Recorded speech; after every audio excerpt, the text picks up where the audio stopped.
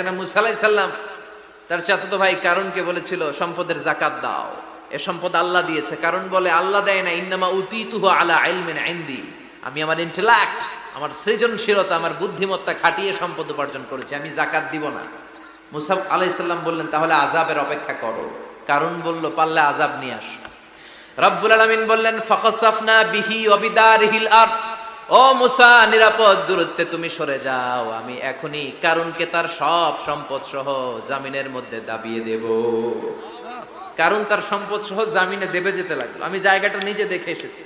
মিশরের রাজধানী কায়রো থেকে 120 কিলো দূরে ফাইউম নামে একটা জেলা আছে, ওই জেলায় বাহাইরা কারুন, কারুনের সব সম্পত্তি আল্লাহ জামিনে দাবিয়ে দিয়েছে।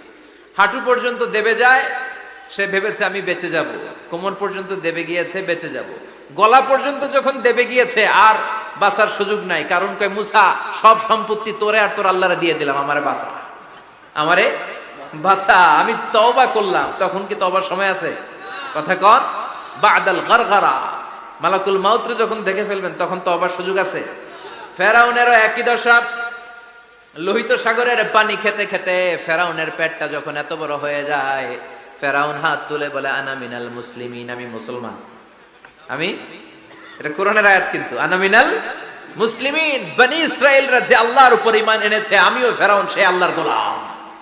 আল্লাহ বলে দ্য টাইম ইজ আপ, সময় শেষ, এখন তোমার ঈমান কবুল করা হবে। তার মানে বাদাল গারগারা তওবা কবুল হয় না। এই মৃত্যুর গড়গড়ানি আসার আগ পর্যন্ত চোখের পানি ছেড়ে যদি আল্লাহর কাছে ক্ষমা চান, জীবনের সব গুনাহ মাফ করে দিবে কে? শয়তান আল্লাহরে বলল মাবুদ এত জান্নাত বানিয়ে কি লাভ, আপনার একটা বান্দারও জান্নাতে ঢুকাতে পারবেন না, আমারে বানিয়েছেন জাহান্নামী, আমি আমার সর্বোচ্চ চেষ্টা দিয়ে আপনার সবগুলা বান্দারে জামাতে জাহান্নামে নিয়ে একসাথে ঢুকবো, পারলে জাহান্নাম আরো কয়েকটা বাড়িয়ে বানান। আল্লাহ বললেন কেন কেন? শয়তান বলে লা আকুদান্না লাহুম সিরাতাকাল মুস্তাকিম, আপনার বান্দা জামাতে নামাজ পড়তে যেতে চাইবে, ওখান থেকে ধোকার ওয়াসওয়াসা দিয়ে আমি গানের কনসার্টে নিয়ে যাব, তাফসীর মাহফিলে কোরআন শুনতে যেতে চাইবে, ধোকা দিয়ে আমি মদের আড্ডাখানায় নিয়ে যাব, ওয়ালা তাজিদু আকসারাহুম শাকিরিন, একটারেও জান্নাতে ঢুকাতে পারবেন না। চ্যালেঞ্জ দিলাম। আল্লাহ বলল শয়তান তুই আমারে চ্যালেঞ্জ দেস, আমি তো সব রাজার বড় রাজা মহারাজা, আমার সাথে তো কেউ চ্যালেঞ্জ দিয়ে টিকতে পারে না, চিল্লা এখন ঠিক কিনা? শয়তান তুই চ্যালেঞ্জ দিলি, আমিও তোর চ্যালেঞ্জ নিলাম। ওয়া ইজ্জতি ওয়া জালালি ওয়া ইরতিফাই মাকানি, আমার ইজ্জতের কসম, আমার জালালিয়াতের কসম, আমার মহানত্বের কসম, আমার ক্ষমতা আর দাপটের কসম, আজীবন আমার বান্দা গুনাহ করবে, পাপ করবে, অন্যায় করবে, কোন এক তাফসীর মাহফিলে এসে চোখের পানি ছেড়ে যখন ক্ষমা চাইবে, আমি জীবনের সব গুনাহ মাফ করে দেব।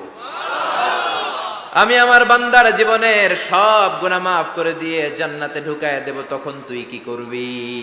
লা আগফিরান্না লাহুম মা দামু ইস্তাগফিরুনি, যতক্ষণ আমার বান্দা আমার কাছে ক্ষমা চাইবে, আমি আমার বান্দার জীবনের সব গুনাহ মাফ করে দেব। সুবহানাল্লাহ পড়ে। এজন্য রব্বুল আলামিন বলেন ইয়া আইয়ুহাল্লাযীনা আমানু তুবু ইলাল্লাহি তাওবাতান নাসুহা, তওবার মতো তওবা করো, তওবার মতো তওবা করলে যত বড় অন্যায় হোক, পাপ হোক, গুনাহ হোক, সব গুনাহ মাফ করে দিতে পারে কে? সাইয়েদনা আদম আলাইহিস সালাম ভুল করলেন, শত শত বছর কাঁদলেন। আল্লাহ বললেন ও আদম কিছু বাক্য তোমারে শিখিয়ে দে, এই বাক্য দিয়ে তুমি আমার কাছে তওবা করো, তোমার তওবা কবুল করে নেব। সাইয়েদনা আদম বললেন রব্বানা, পড়েন রব্বানা যালামনা আনফুসানা ওয়া ইল্লাম তাগফির লানা ওয়া তারহামনা লানাকুনান্না মিনাল খাসিরিন। ও আল্লাহ আমি জুলুম করেছি নফসের উপর, ভুল করেছি, অন্যায় করেছি, অপরাধ করেছি, আপনি যদি ক্ষমা না করেন আমি শেষ হয়ে যাব। লানাকুনান্না মিনাল খাসিরিন, আমি ক্ষতিগ্রস্তদের মধ্যে শামিল হয়ে যাব। ঠিক কি না? এই আয়াত দিয়ে, এই দোয়া দিয়ে যখন সাইয়েদনা আদম তাওবা করলেন, মুহূর্তেই তাওবা কবুল করে নিয়েছে কে? আমরাও যদি পাপ করি, অন্যায় করি, আমাদেরও পাপগুলো মোচন করার একজন আছে না নাই? তিনি গাফিরিয যাম কাবিলিত তাওব, ওনার কাজই হচ্ছে গুনাহ মাফ করা। শয়তানের কাজ ওয়াসওয়াসা দেওয়া, আমাদের কাজ পাপ করা, ওনার কাজ মাফ করা। আল্লাহ ডেকে বলে, গোলাম তোরা যদি পাপ না করতি আর বারবার মাফ না চাইতি, তাহলে তোদেরকে ধ্বংস করে দিয়ে জমিনের বুকে এমন একটা জাতি আমি বানাতাম যারা পাপ করতো আর মাফ চাইতো আর আমি মাফ করতাম। সুবহানাল্লাহ পড়ো।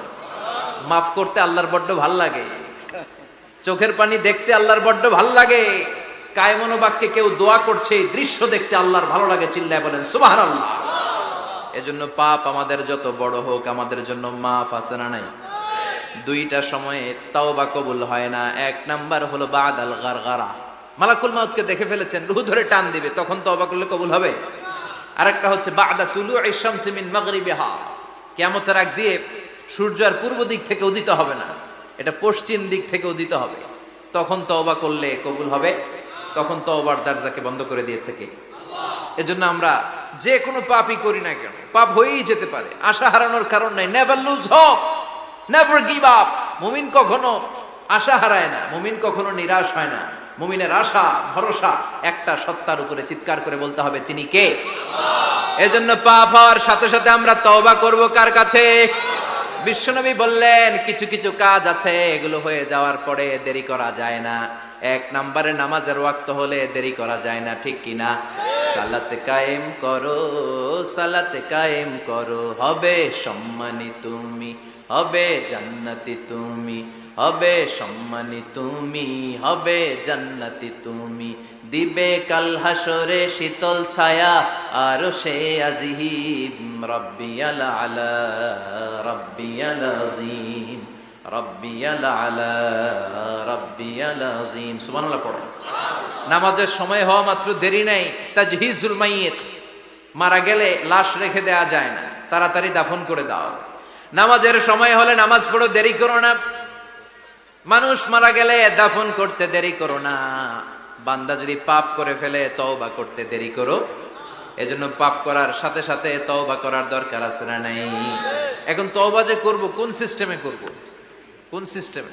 ভুল হওয়া মাত্রই আপনি অনুতপ্ত হয়ে চোখের পানি ছেড়ে আল্লাহর কাছে মাফ চান, আল্লাহর কাছে ক্ষমা চান, এটার নামই তওবা। আমাদের দেশে হুজুর আইনা তওবা পড়ায়, আছে না নাই? আনন্দপুরে এগুলা নাই, আছে না? কয় ইমাম সাহেবরে নিয়ে আয়, খতিব সাহেবরে নিয়ে আয়, হাফেজ সাহেব হুজুরের নিয়ে আয়, তওবা পড়া। না, তওবা পড়ানো লাগে না, আপনার নিজের তওবা আপনি নিজেই পড়বেন। আপনি অনুতপ্ত হয়ে চোখের পানি ছেড়ে আপনার আল্লাহরে ডাক দেন, ডাক দেয়া মাত্র তিনি সাড়া দিবে, চিল্লায় বলেন ঠিক কিনা? উলামায়ে কেরামরা তওবার 5টা শর্ত আরোপ করেছে। এই 5টা শর্তের আলোকে যদি তওবা করেন মুহূর্তের মধ্যেই তওবা কবুল করে নেবে কে? এক নাম্বার শর্ত হচ্ছে আল ইকরা, acknowledgement. You have to acknowledge that you are the great sinner in the world. এই পৃথিবীর সবচেয়ে বড় পাপী। 5টা শর্তের এক নাম্বার হচ্ছে আপনি স্বীকার জান, আল্লাহ আমার চেয়ে বড় পাপী আকাশের নিচে জমিনের উপরে দ্বিতীয়টা নাই। এমন কোনো পাপ নাই যে আমি করি নাই। আমার চেয়ে নাদান, আমার চেয়ে পিশাচ, আমার চেয়ে বড় পাপী দ্বিতীয়টা কেউ। অ্যাকনলেজ ইউর সিন, আপনি আপনার পাপগুলো স্বীকার করেন। Number 1. Number 2, an-nadam, repentance. You have to be repentant for what you have committed from sins. যে পাপ করেছেন এই পাপের জন্য আপনি লজ্জিত হন। আপনি নিজেকে আল্লাহর কাছে ছোট করে পেশ করেন, আল্লাহরে ডেকে বলেন, আল্লাহ আমি আপনার গোলাম, গোলামের ঘরের গোলাম, বান্দির ঘরের গোলাম, আমারে মাফ করে দেন, আমি লজ্জিত, আমি অনুতপ্ত। তাহলে 1 নম্বর শর্ত আপনি ঘোষণা দেন যে আপনি পাপ করেছেন। 2 নম্বর শর্ত আপনাকে অনুতপ্ত হতে হবে যে আল্লাহ আমি পাপ করে ফেলেছি। 3 number, you have to stop what you have committed.